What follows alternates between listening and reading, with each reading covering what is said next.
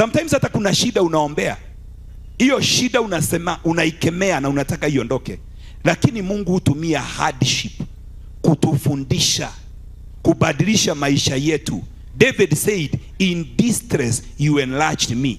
Ya kwamba wakati nilikuwa nakimbizwa niuawe, ndio moyo wangu ulikuwa mkubwa, ndio niweze kuwa kiongozi wa nchi.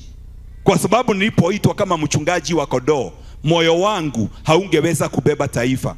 Wengine kama Mungu anataka ubebe mambo makubwa, atakupitishia mambo mazito ndio uwe na moyo mkubwa.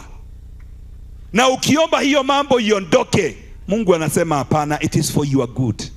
That is why the Bible says, and we know that all things work for good for them that love the Lord, and they are called according to his purpose. Praise the name of the living God. Kuna shida Mungu anajua ni ya kukutengeneza.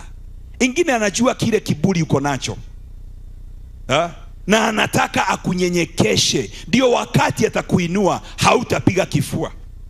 Praise the name of the living God. Kwa sababu kiburi huwa kinakuja kabla ya mwanguko. Kwa hivyo anakupitishia mambo ya kukunyenyekesha, ili wakati atakuinua hakuna jambo la kukuleta chini. So kuna mambo unaweza ombea iondoke, malaika wakitaka kuondoa, Mungu anasema ongeza moto. That is why James, na ni mzee, anasema consider it pure joy when you go through different kinds of trials. Unawezaje kusema majaribu ni matamu? Ni wakati unajua Mungu hutumia majaribu kutengeneza watu wake.